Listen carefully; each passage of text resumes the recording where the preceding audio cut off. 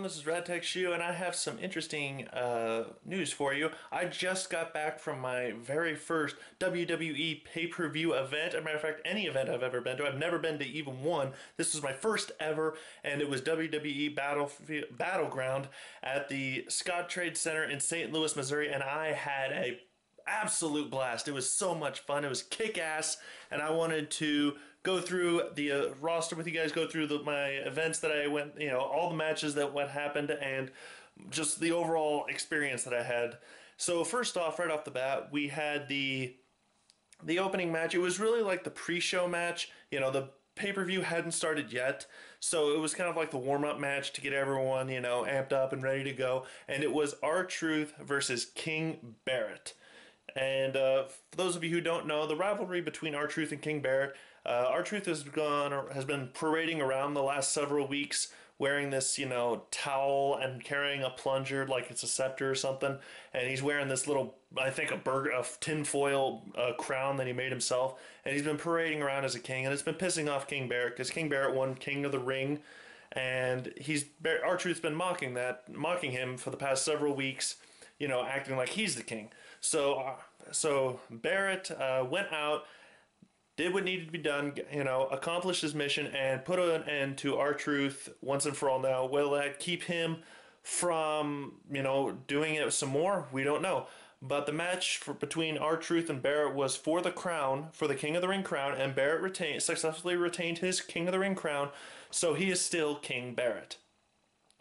Next, for the first match, once the pay-per-view started, it was Randy Orton versus Sheamus. This was pretty much a clear-cut victory. It was Randy Orton in his hometown of St. Louis, and I was rooting for Orton, not only because he's a hometown guy from St. Louis. I have no personal attachment to St. Louis, it doesn't, I don't care about it, but I prefer Randy. I'm not too fond of Randy Orton, but I like him over Sheamus. I don't know why, but Sheamus's character, I just hate it. That his freaking appearance is god-awful ugly, so I was happy when Orton managed to beat Sheamus and win in his hometown. And man, you should have heard the people cheering for him when he hit Sheamus with the RKO. When Orton hit Sheamus with the RKO, everyone jumped up, and it was almost as if the Cardinals had just won the World Series. Like, it was just so loud in there. And Orton picked up the victory, and that was pretty good. The next match after that, the Primetime Players, pretty good.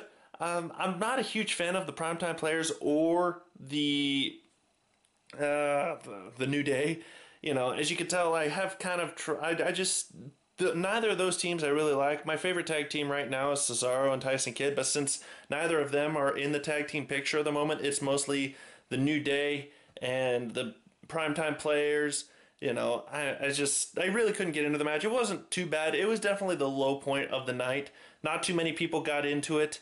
It was all right from time to time. The Big E and the New Day, those guys were, they were definitely the highlights of that match. But there really wasn't much going on for that match in general in the first place. Then there was Bray Wyatt versus Roman Reigns. This was a little anticlimactic in my part. I just didn't like the conclusion where, Luke Harper came out from the crowd and nailed Roman Reigns from behind, and then, Bray Wyatt defeats Roman Reigns. So I'm like, what now? So what happens? Is it just like what happened when Bray Wyatt defeated Ryback and we were supposed to just forget about it, Or does this have actual consequences on Roman Reigns? But yeah, Reigns was supposed, Roman Reigns needs to, the dude's got a lot of strength, and there were a couple good moves in there, but I just don't think Roman Reigns is that great of a wrestler. Like, he's not a great wrestler.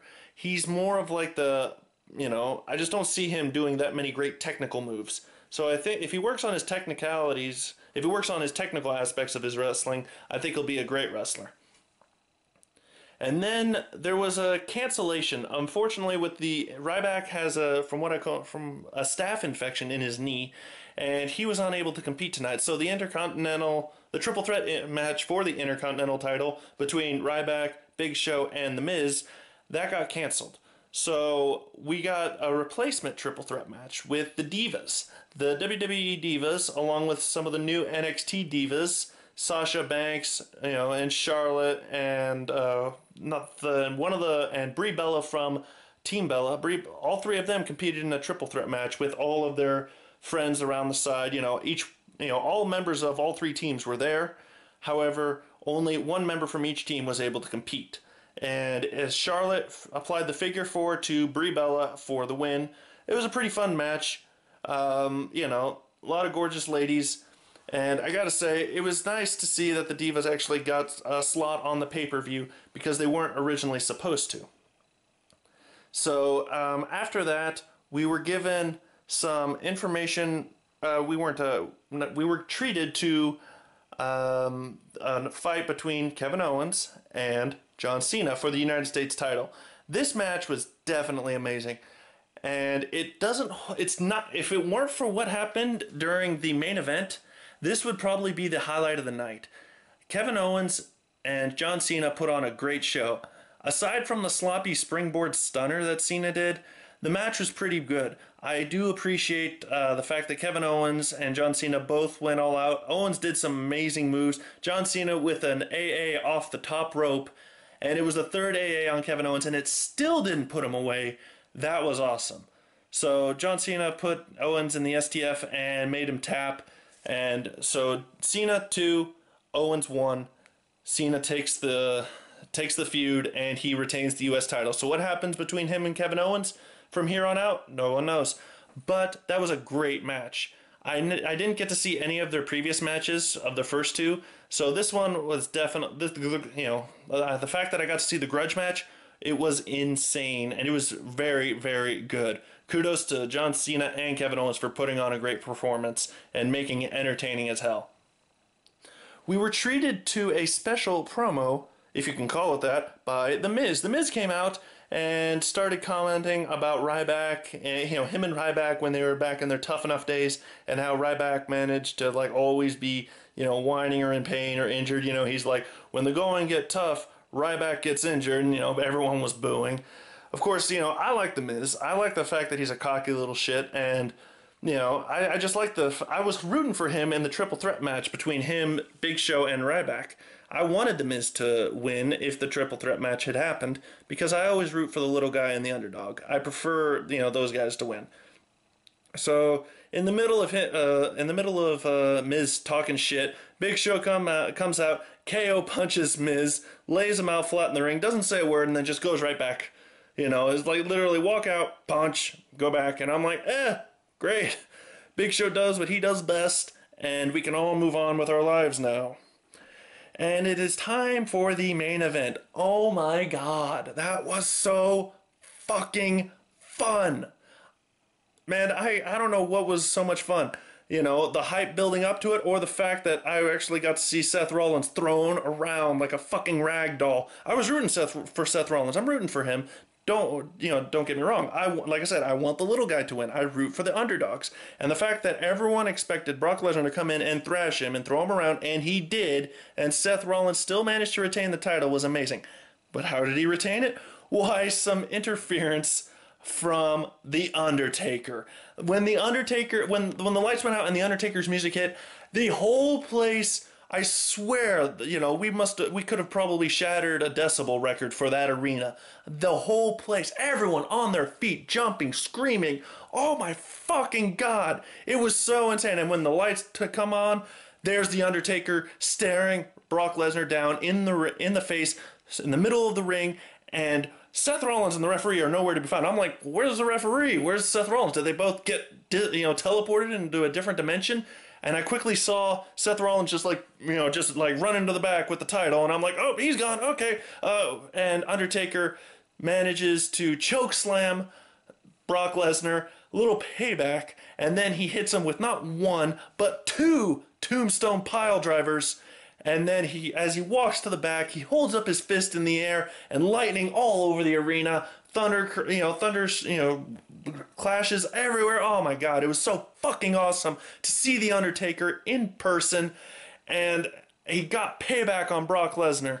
You know, we hadn't seen Undertaker since WrestleMania, and you kind of figured, well, Undertaker's going to be WrestleMania exclusive. He's not going to be, he's kind of old. And you're just like, well, maybe, you know, Undertaker won't be all that great. You know, he's starting to hit the end of his career, but all of a sudden he just makes an appearance here at Battleground and interrupts and, you know, causes Seth Rollins to retain the title by getting Seth disqualified, and he runs off and Brock Lesnar gets his ass handed to him by The Undertaker. Fucking amazing. So I gotta, you know, for my first event, I had high expectations. I was not disappointed. Yeah, the triple threat match with the Divas was not a great replacement for the triple threat match between Big Show, Miz, and Ryback for the Intercontinental title, and the Primetime Players Tag Team title match, defense against the New Day, and the Roman Reigns match. They're kind of but overall, it was a great pay-per-view. I had a lot of fun. I bought several t-shirts, including the one you see right now. It's the, let me see if I can get a good center on. It's the Battleground one with Seth Rollins and Brock Lesnar on the front, and on the back it has all of the matches listed, except of course for the Divas match.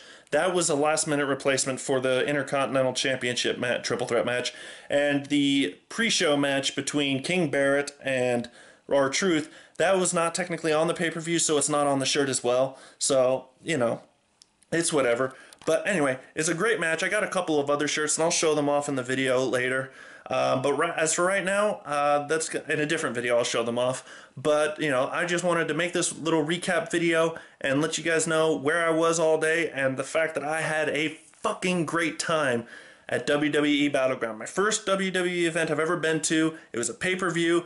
It was an amazing night, and I had a lot of fun, and I hope to, and I'm thinking about maybe going to the one in October that's coming back later this October. I might look into it. Maybe the seats I had were amazing, so I might try for them again, because I was positioned in a spot that was an excellent, you know, position. I was one of the first people to see the wrestlers as they came from behind the wall and out into the arena.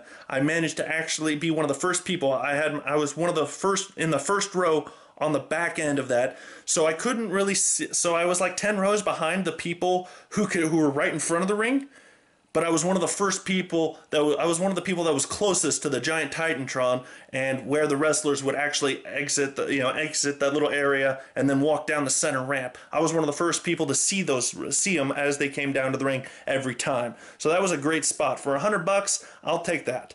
So well, anyway, I just wanted to show you guys, you know, tell you guys about it, show off my shirt. I'll show off my other ones in another video, and I'll catch you guys all later. This is RadTech Shoe signing off.